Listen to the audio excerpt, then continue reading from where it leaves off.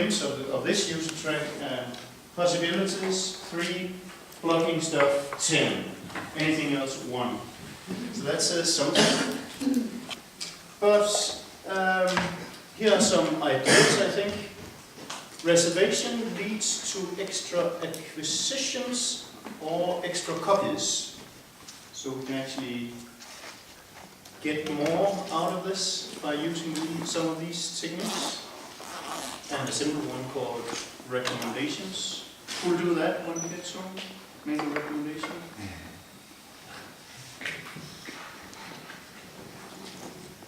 And someone wrote here recommendations user to user, system to user, and those who borrow also borrowed. Very obvious ways of using this user data. So did anyone else have some notes where they say, I can do this when I get home, or maybe I should do it? Hiding the notes up there? You know, I won't call you in a week and ask you if you actually do it. I have 2 here. One saying start from prototypes at our users based on just small data sets. And the other one, start analyzing our data and creating the matrix on what data sets do we have and what impact could the person have, and just start there. Yeah, I was very happy to see your tabular thing, because if you don't know what to do, apparently you should go to that website called activitydata.org and start, you know, just reading those tables and trying to fill them out. Anyone else? Just one. Can you read it aloud? Yes, I can. I've been thinking a lot about all these reading lists that may have to be considered as an important input. It's some kind of, I don't know if you can call them recommendations. In fact, it's more or less mandatory reading for the students. And I remember that several years ago we had quite a different projects in DEF. If we could somehow automate or make these reading lists in a standardized way, which also would have led to that we could aggregate some of the data and combine them with our other data and import them into our OPACs. But as far as I see, we haven't moved on this specific area for the last 3, 4, 5 years. And I guess all institutions still are in a situation where the individual teacher makes his own reading list in whatever way he or she thinks is best, and there's absolutely no standardized way of doing it, and it's not even electronically recorded in a way. It's handed out to the students. It's in a PDF format. It's in a learning environment system. So there's a lot of data which would be extremely useful for us, but we have, and it is there, but it's not there in the format that's easy for us to work with. So if anyone has any practical solution to that organizational problem, No, I'm sure there are perfect solutions, but just as a simple one, make sure that there are ISBNs on all of your reading lists, because the ISBN has a check digit in it, so that it can be spotted like a raisin in a cake. Even if you can't understand the rest of the file, you can pick out the ISBNs. And that alone is valuable. But the last thing I put up there, that was a little different. We all, I guess all institutions have digitized their student theses. We have at least, so almost 100%, almost all student theses are now handed in electronically as PDFs. And I wouldn't think it would be too complicated to extract the reference list from these PDF files and make them, feed them into our OPAC or into our discovery systems with a note that a master student at this institution has included this article or this book or this website in his or her reference list in his master thesis. That would be, I think, would be manageable and useful for the users. Okay, let's just take a few problems and then we'll go to Tim. Lack of understanding management. We have some management here, so that should repair some of it. Economy.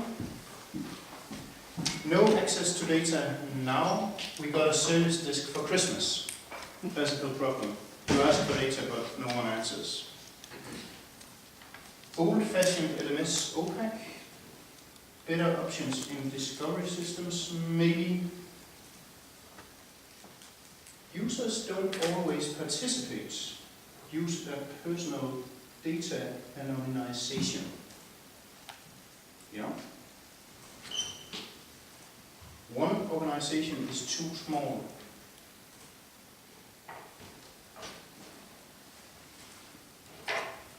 We need smart, good user interfaces to present the services. People are afraid of person data law, restrictive law about user data, collecting user data. Okay, so that's the problems. We might get some solutions now. I just spoke with my father. He's a retired librarian. He retired approximately a year ago. And said to him, we are arranging this thing you should know about called Ontrex. And he wrote an email back to me saying, very impressive that you had Tim Spalding coming over. Nice job. So I think that'll introduce you enough. So Tim is famous to at least 1,000 people, he told me yesterday.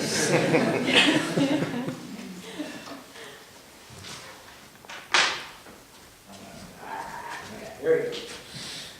Yeah, so I ditched my first bogus title. I don't know what landscape and view means, but user data and collaborative filtering on LibraryThing and libraries, what I know. Okay, what is LibraryThing? I will show you.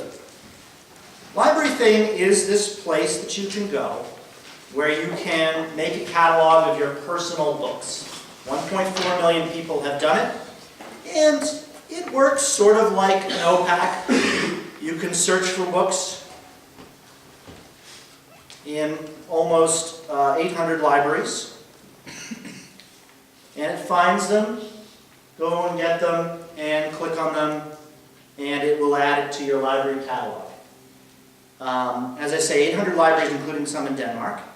You're eventually making a sort of Excel spreadsheet of the books that you have.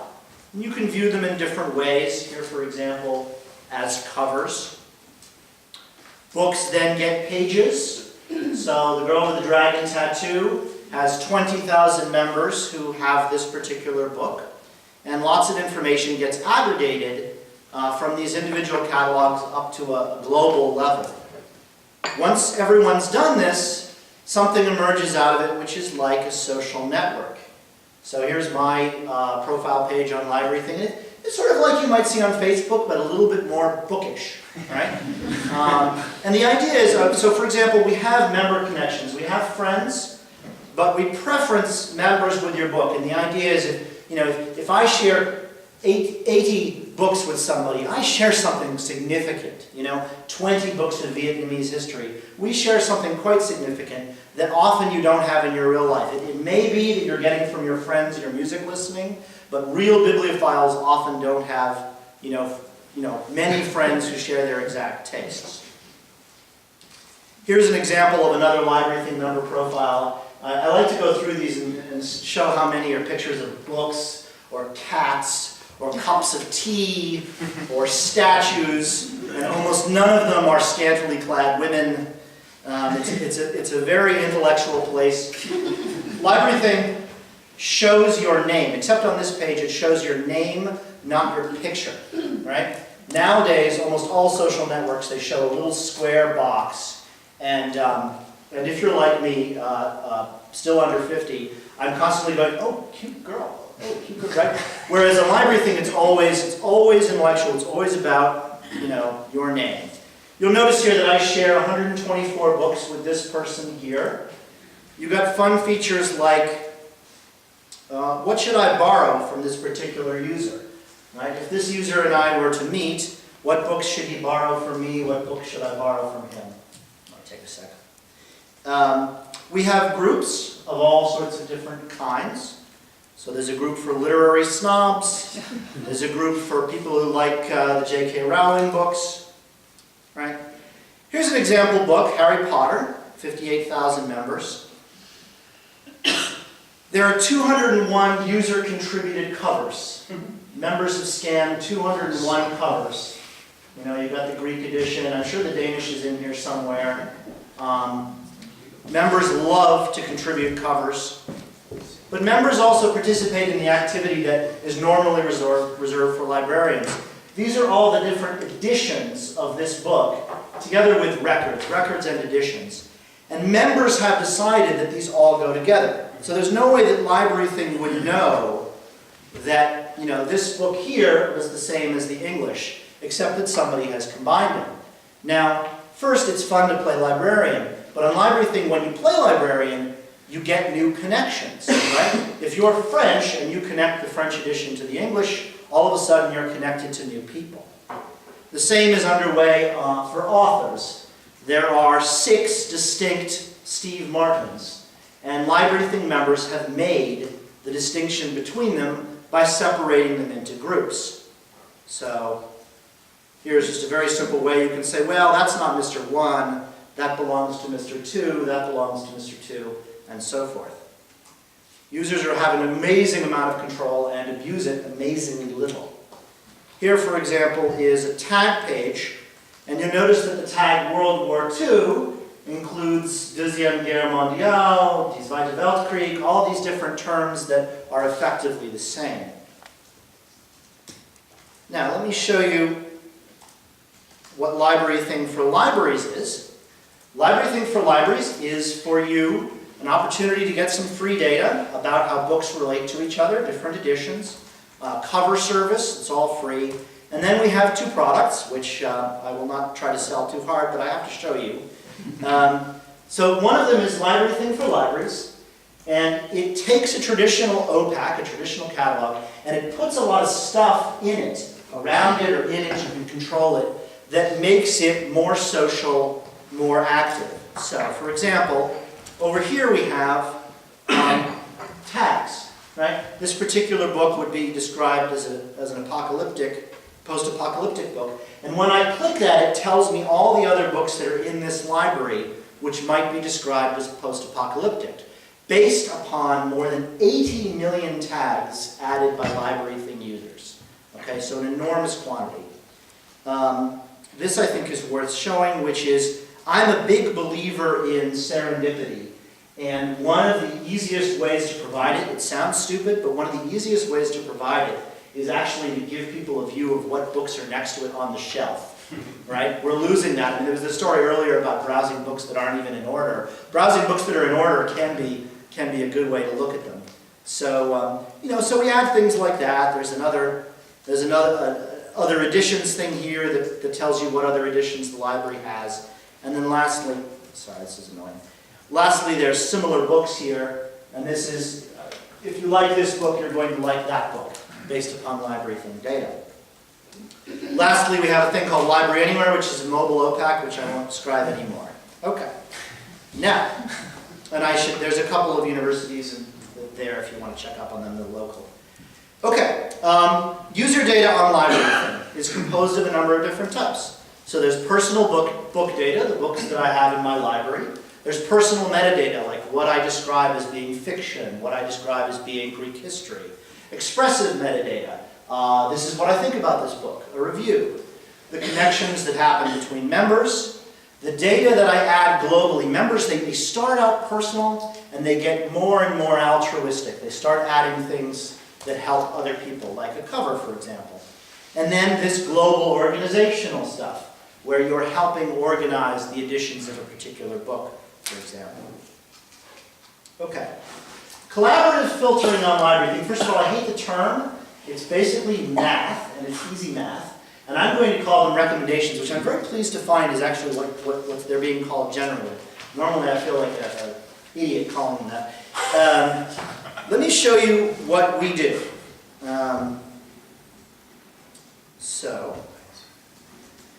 Here is a book, Freakonomics, which you're probably familiar with.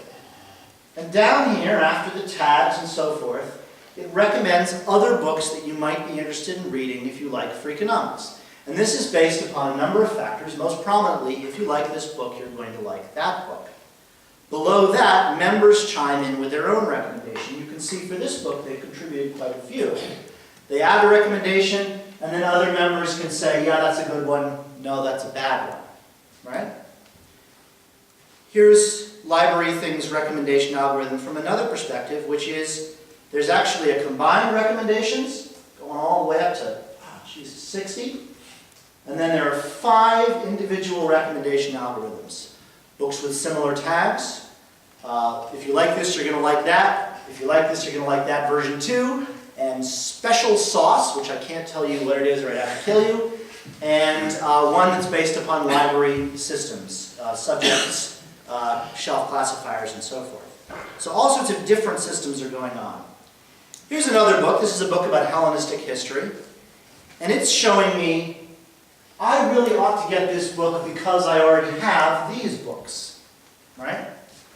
And then my favorite feature here is the will you like it, right? Now Amazon has no intention of ever telling you you won't like a book, right? But it's interesting to find out whether I'll like a book. In this case, it's a total gimme. I actually have this book. I should definitely get this book. It's totally up my alley.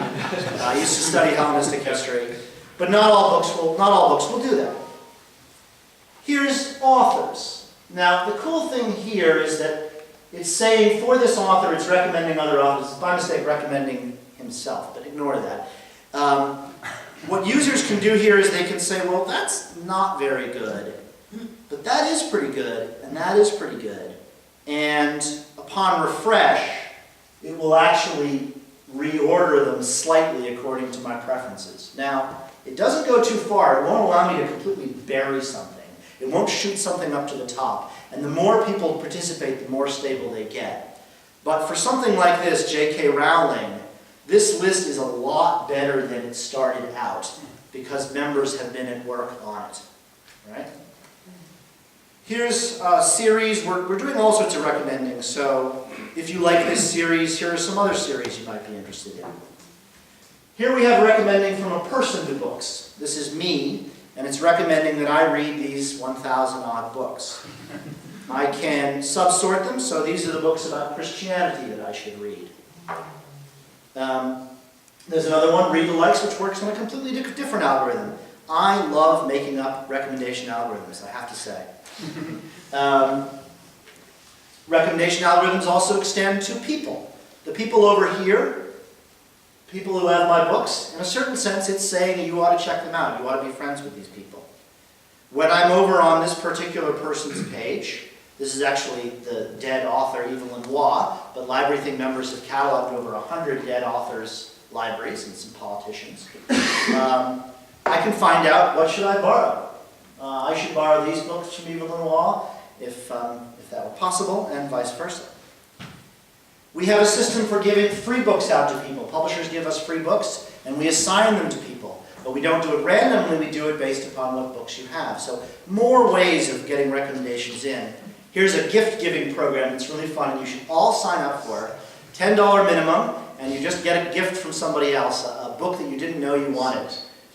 Based upon your library, or just based upon what you say. And again, we're trying to match people up based upon their books. Here I'm saying I'm saying I should belong to these groups here based upon my books, right? So it's more than just book to book, it's getting groups in there too. And then ubiquitously throughout the site, you will have these relatednesses. And on the level of math, it's the same thing to say it's related and to say it's a recommendation. This particular tag, politics, is related to things like history and economics and philosophy and science fiction. It's related to subjects like United States politics and government.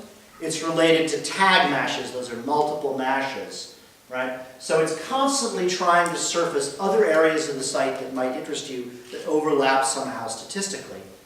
Here's my favorite. This is the unsuggester. This is the opposite. If you like this book, you will not like these books. Okay, so I've got some of my favorites here. If you like Immanuel Kant, you will not like Shopaholic. If you like the pagan romance Mists of Avalon, you will not like the evangelical Desiring God. The Confessions of St. Augustine has as its opposite a vampire sex thriller, etc. I don't know what the point of this is, but it's kind of fun. Actually, members started talking about how they would all read their opposite book.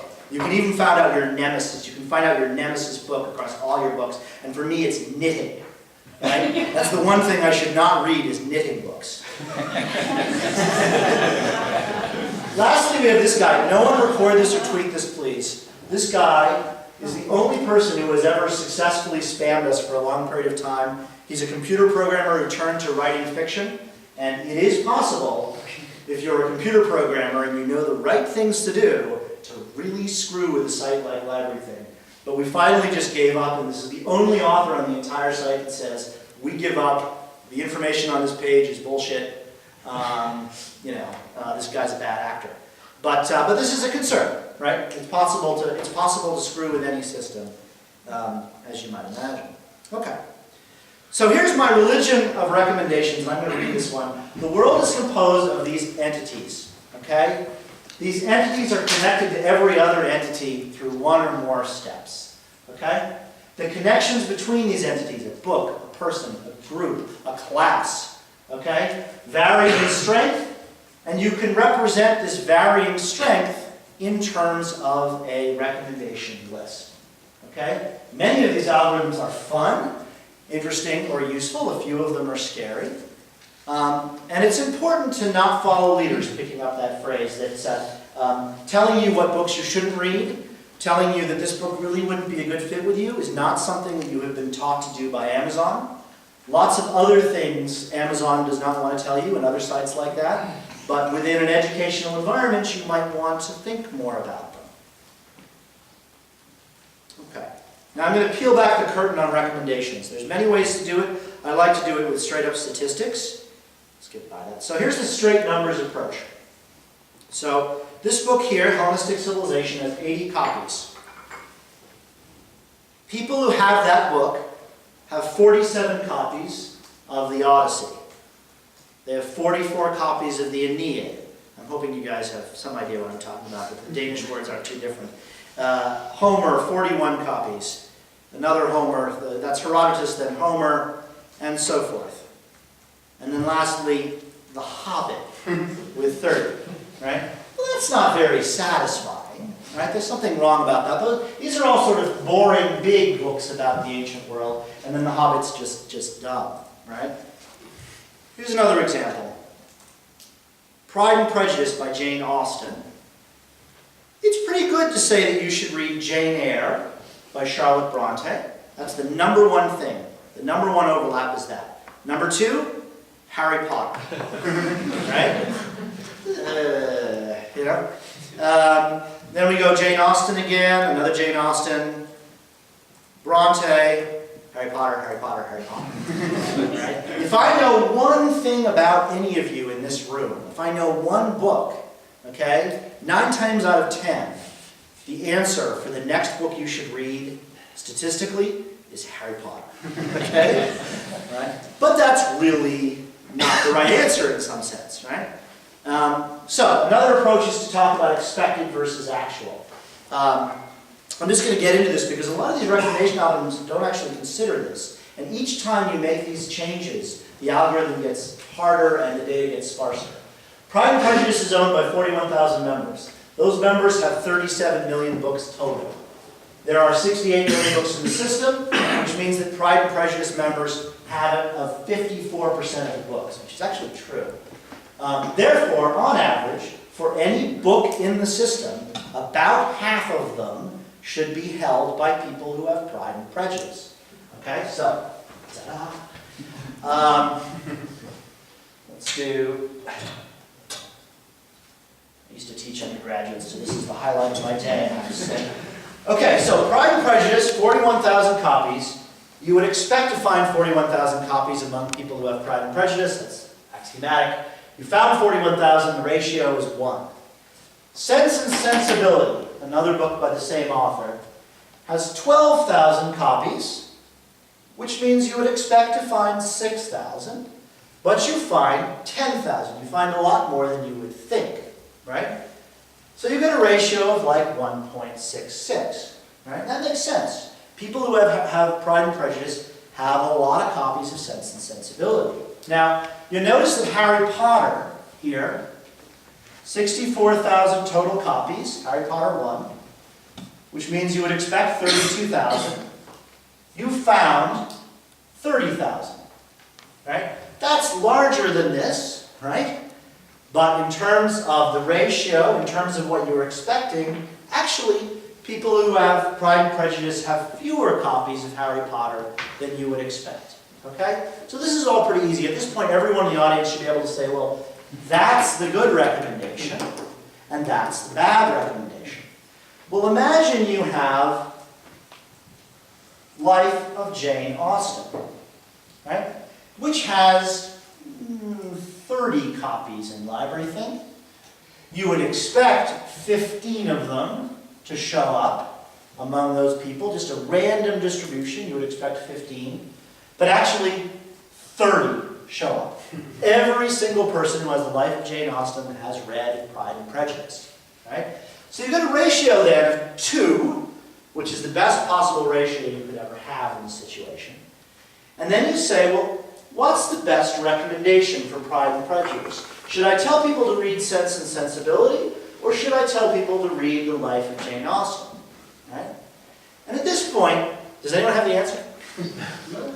There's no answer. Okay? There's no answer to this question. Now, if I were Amazon, there would be an answer. The answer for Amazon is I'm going to do an A/B test with both of these options and figure out which one makes more money. Okay? But from a perspective of what the actual right answer is, what the educationally best answer is, there's no answer. You choose what you care about, okay? And that is true with all of these algorithms. Now this means, so you chose what you care about. So other problems you'll have, right? The same author problem. Harry Potter 1 recommends Harry Potter 2, 3, 4, the series problems. You get one James Bond novel, it'll recommend all the other James Bond novels. Well, that's boring, right? It may be true, statistically true, but it's boring. The OG thanks problem. So some obscure piece of fantasy, the best possible recommendation will be The Lord of the Rings. Like, okay, if I know this, I know about The Lord of the Rings. Okay? So if you imagine the sort of thing you have to do, you have to say, well, recommendations should tend to go downward. They should tend to recommend things that are more obscure, right? It's weird if Marlowe recommends Shakespeare. It's cool if Shakespeare recommends Marlowe. The that's not what I want problem. There are real patterns in the data, which are absolutely freaking true, that users will not accept, okay? And they don't want to see it. So sometimes you will have things crossing from fiction to nonfiction. An early example was that the Mists of Avalon books recommended a lesbian book, okay? And it's like, oh, people were offended that that connection was made, or that they wondered why that connection was made, who was making these generalizations. Well, it was in the data. But sometimes what's in the data is not what you actually want to show. So here's my conclusion. Recommendations are not about truth. They're not about prediction. They're about display. They're about entertainment. They're about edification. They're about something else. Which means that you need to understand what the user actually wants and expects. Which means that when you make these recommendations, you need to have knowledge and taste. Okay? Which means that you need to take it away from the programmer and give it to the domain expert. And I think that to the extent that LibraryThing has been successful, and I'll show you some examples, it's because I only hire people who really love books. And I make sure that all of these algorithms are tested over and over again with people who know what the right answer is. Right? Because there is no right answer except within the purview of taste. Now, librarians may be a little worried about the prospect of actively injecting your taste into things. But if you don't, it will be the taste of the programmer. I think I probably lost about a third of the room when I criticize programmers. I'm a full-time programmer, so don't worry. Some cool complications. Let me show you some cool complications here. Here's tag recommendations. So these are the tags for a book. You can amuse yourself by trying to think about what book this is. If this is what I know about a book, what other books should I recommend? What's important here? Well, it seems like there's a lot of apocalypse, right? That's a fairly common tag. Maybe I should choose cannibalism, right? Maybe cannibalism is kind of the golden thread that this book is about, and I should choose other books that are about cannibalism, right? Maybe not. Pulitzer Prize, well, that would be a terrible one if you just, for every Pulitzer Prize winning book, you just recommended other Pulitzer Prize winning books, right? This is another insoluble problem. Now, I've gone at it a number of ways. For example, I know that Pulitzer Prize is bad because it's very highly correlated with the Pulitzer Prize, and we know that independently, right? But here's an example of what it comes up with. This is The Road, you probably guess. It's mostly leaning on post-apocalyptic, but it's taking some influence from American. I could actually break it out and just see each tag is giving a little bit of influence to these books. And the result is this. So I think the result is a fairly good list that's based upon the tag content. Here's another one. I hope you can get this one. Okay, so Grail, Mary Magdalene, Leonardo da Vinci, religion, suspense, thriller. Now, thriller's the biggest, I think. But there's a lot of thrillers out there, right? Some of these other ones might be better. In this case, the algorithm chose, it's sort of beyond my ken how it chooses, it's so complicated. It chose to take books that are really about the substance of the book. So, Cracking the Da Vinci Code, The Templar Revelations, Secrets of the Code, and so forth. So, tag recommendations it's trying to get at the quiddity of this book, the whatness of this book. Here, by contrast, you can look at that. Here, by contrast, is people who like this also like that for the same book, right? Dan Brown, John Grisham, right? Dan Brown and John Grisham don't actually share much except for maybe pacing and bad writing, right? But they share people, right? The people who read the Da Vinci Code are reading, oh God, what's it? Bridget Jones's Diary. But if you try to recommend Bridget Jones's Diary for the Da Vinci Code, seriously, people will hoot you out of your website. All right, so complex data means more complexity. It means domain knowledge, it means taste, it means doing it again and again. I think this is true in the library world to anything that you do with keywords, anything you do with subject headings, anything you do with full text matches, right? It's going to involve this sort of thinking. Ratings. I hate ratings. You're probably familiar with the Netflix prize. This was this $1 million prize to come up with the best recommendation algorithm for Netflix. The idea of it was that they were going to tell you that these users had rated those movies in that way. And they hid half of the data, and they said, come up with an algorithm, and on the back end, we're going to fill in other squares, not all the squares, because every user doesn't see everything, but other squares, and you have to predict what they will think of those other movies. And the Netflix prize has permeated thinking about this to a terrible degree, because movies are not like books in this way. So, which is the better book? Hamlet? Do you guys read Shakespeare? Yeah? Okay. I'm going to assume it. Hamlet, Romeo and Juliet, Macbeth, Othello, Midsummer Night's Dream, King Lear, The Tempest, or Tamburlaine the Great by Christopher Marlowe. Okay? Now, any ape knows the answer to that question is not Tamburlaine the Great. But this has the highest rating on LibraryThing. And you need to go in your head, well, why would that be? Are people insane? No. It's because people assigned many of these books. They were forced to read it. Romeo and Juliet, which is one of the best, got one of the lowest scores because reading Romeo and Juliet is a rite of passage in high school, and many, many people hate it, right? Nobody is forced to read Tamburlaine the Great. Everyone who's reading it has already read all this other stuff, and they liked it, okay? But You know, that's why it comes up the best. What's the best Harry Potter? Think about it in your head.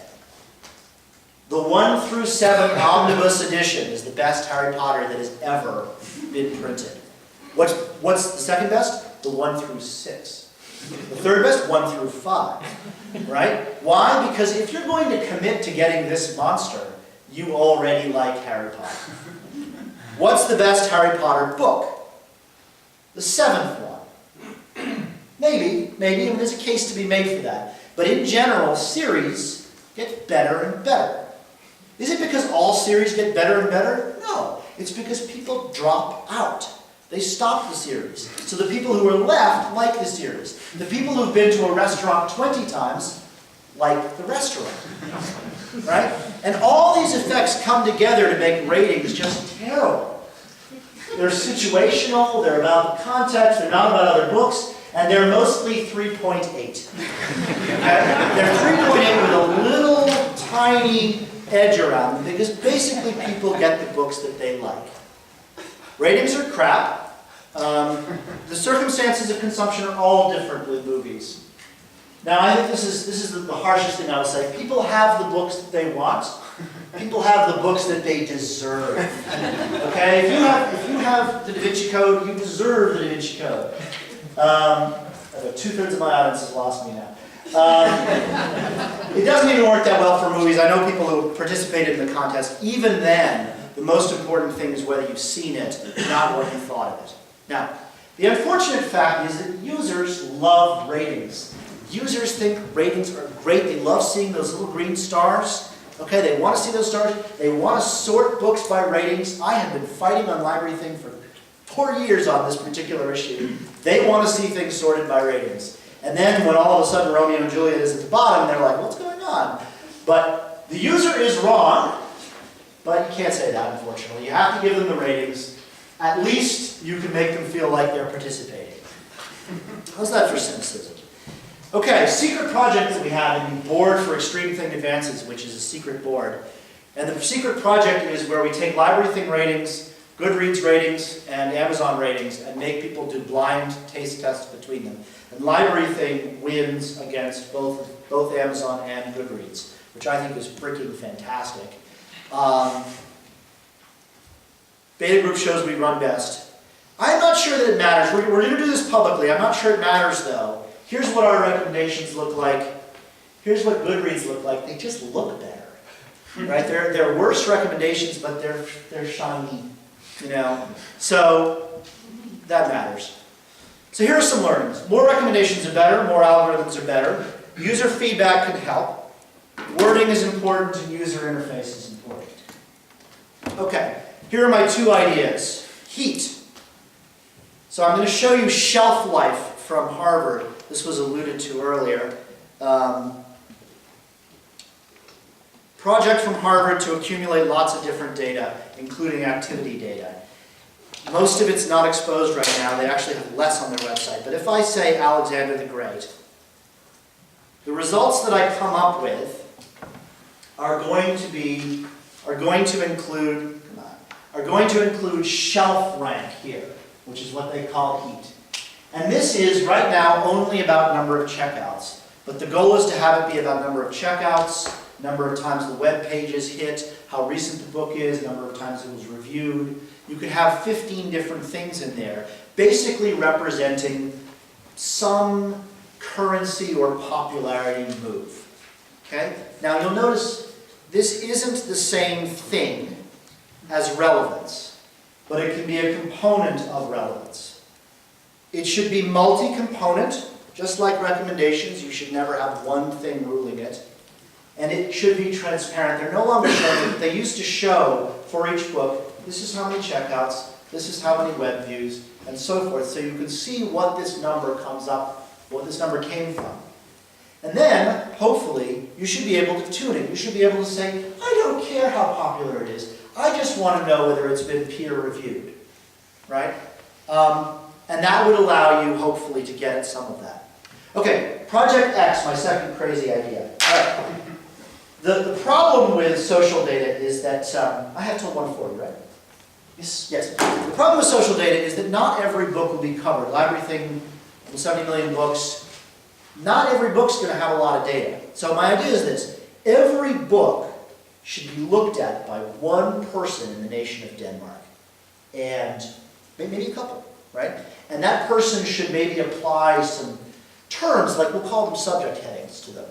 And that person should maybe give them a place on the shelf too, just in case. And then we could send them to a graduate school in which they could learn how to be even better at doing this task, right? And we could pay them, right?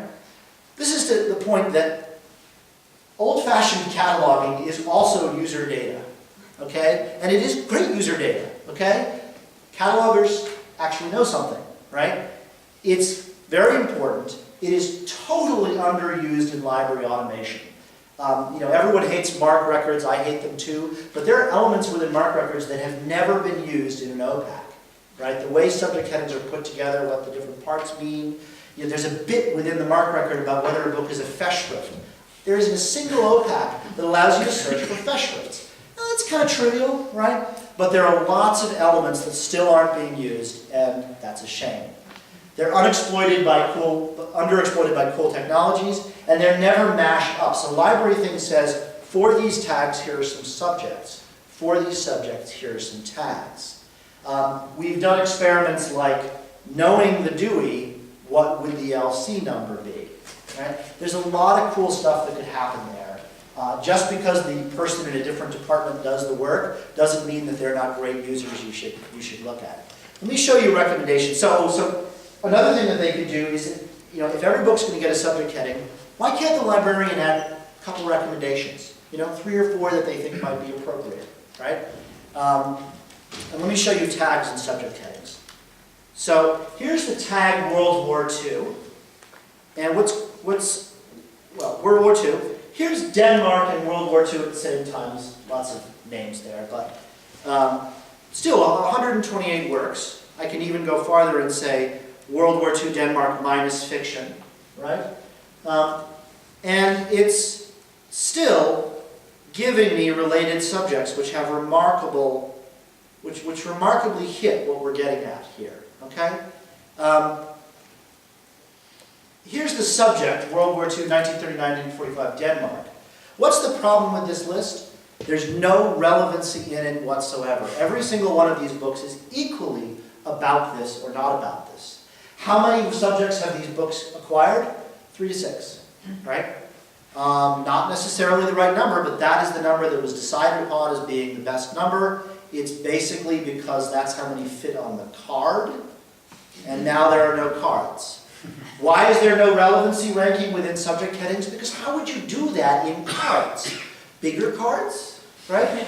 No, but these sorts of things, like this book is really about this, but in a minor way it's about that. Those sorts of things aren't added by traditional cataloging, and they could be. Here's another example, love stories. How many books are love stories in Western literature, right? Every one of these is equally a love story. Whereas something like chick lit, this book has been tagged chick lit, Bridget Jones's Diary, 1,000 times. 730, 638. There's a relevancy in the use of the term that is interesting. Okay. Let's do some concerns. Idiots, spam, homophily, people of the same type stick together, filter bubbles, user tracks. I'm going to make that a concern. So first of all, LibraryThing gets an enormous amount of activity data from the 200 plus libraries that use LibraryThing for library.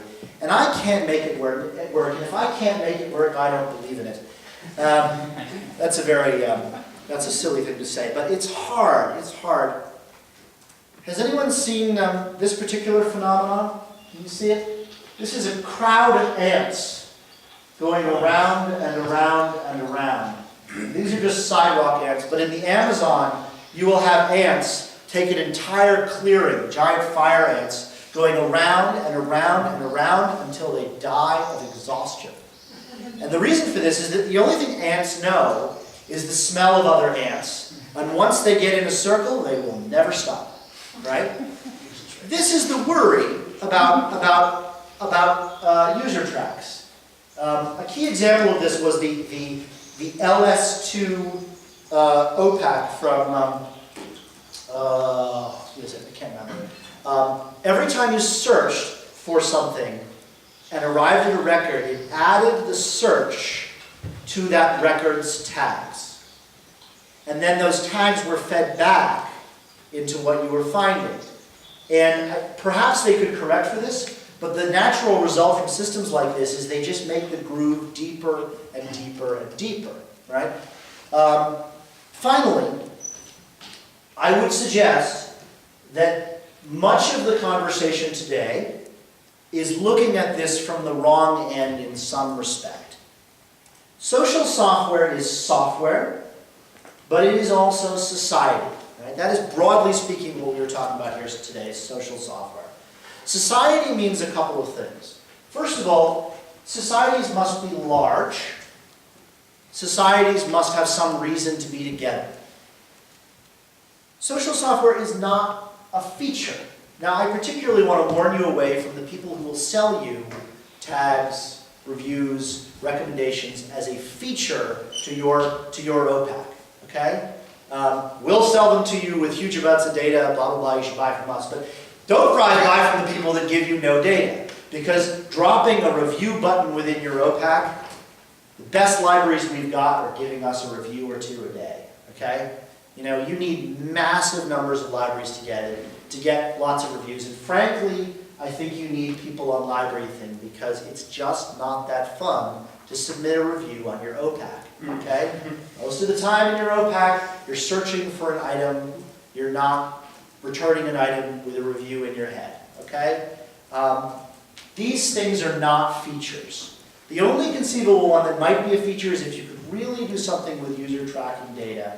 That might be a feature. But most of these social things are not features. They require a society. They require a functioning reason for people to do it.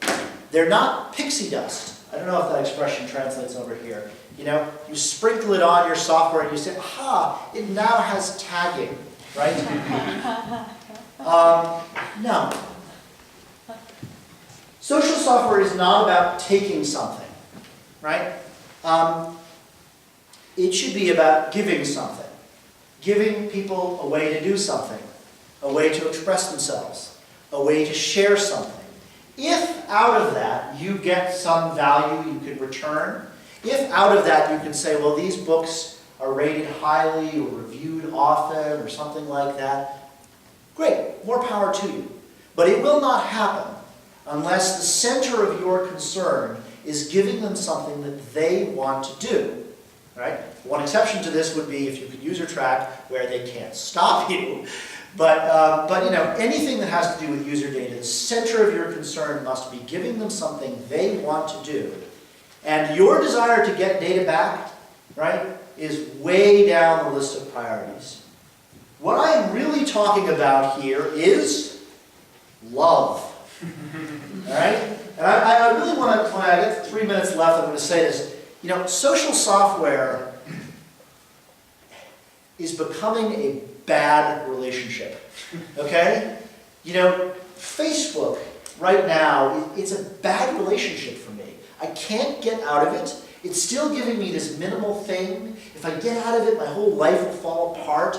But it's also kind of abusing me, right? And I think that's true with lots of social software. It's taking more and more, it's doing more and more intrusive things, it's changing your settings. It's not fundamentally about serving you, it's about serving someone else's interest, okay?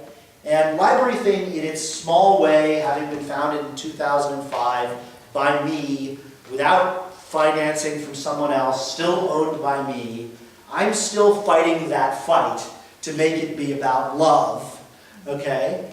And I think that as academic institutions, you also should be part of that fight. If it's going to be social software is such a potentially abusive thing.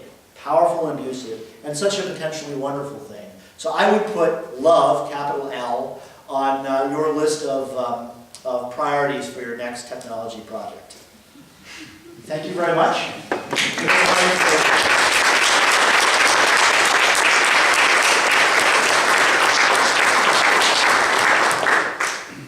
I'd love to answer questions. We have plenty of time for questions. Yep.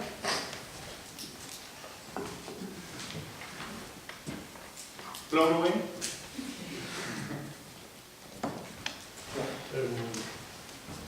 Are your recommended services public? Can we as a library access your recommended service? Once you pay us there. No, we have a lot of APIs, so the rule that I draw is that anything bibliographic, we take from libraries. We take bibliographic data from libraries. The vast majority is not from libraries, it's from Amazon, but we take from libraries. All of our bibliographic data is free back. So it's connections between editions, it's other things like that, covers, but we do sell our recommendations. They're cheap, but yes, we do. We do.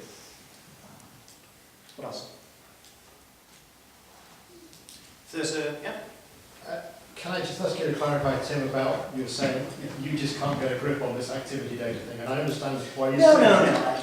I can't get it to work. I can't get it to work. Yeah. You're not really in the same position with your sort of service as a library, so books and things like that. Yeah, I mean the only thing I have is page views, but it's page views of 200 library systems, so it's many millions of records. I don't know. It's funny because LibraryThing's data is so yummy. I mean if I tell you I have 1,000 books, boy is that a lot of information about me. If I say that I looked at 2 books during a session, and of course we completely anonymize all stuff so we have no idea where anyone was coming from, what they were doing, blah, blah, blah, that's a really small piece of data. I've been able to use it for basically heat, for popularity, but I mean, I don't think 10 times the amount of data that I have right now would give me the sort of quality, I mean 10, probably 100, would give me the sort of quality that I get from LibraryThing's long strings of information.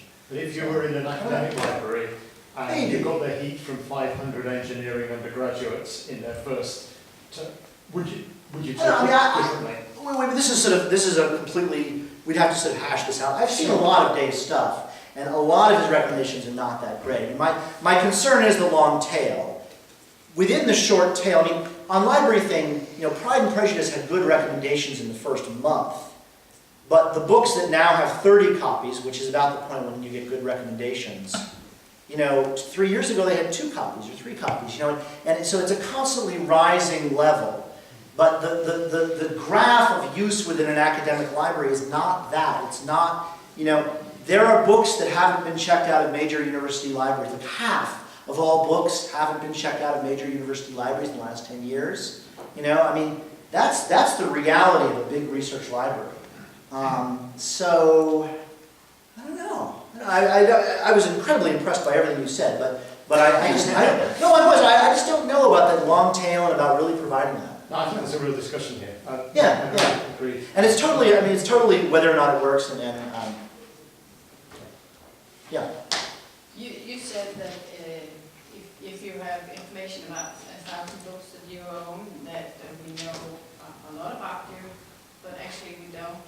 Yeah. If there is a person in there who only has 2 books, they must be really important. You're saying that because we would weight them equally? No, we wouldn't. No, a function is applied whereby your library's importance as data rises until a certain point and then it starts to fall. So if you've got 10,000 books, you're kind of indiscriminate. But I mean, you're putting your finger on exactly the sort of questions that have to be hashed out very carefully and that will differ in every single domain. I mean, I generally assume that someone with 2 books has not really finished their library yet. They probably haven't just read 2 books. It's just to illustrate the point that they must mean really much to you if you have only few books. Maybe, yeah.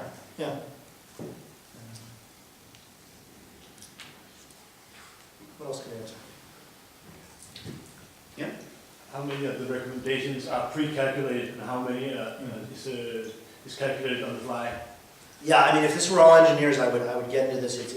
That is the hard part. There's 7 million books, 7 million works in the LibraryThing system. About half of them have recommendations. Just to do one a second, you'd actually never finish. You know, I mean, because you need to regenerate them.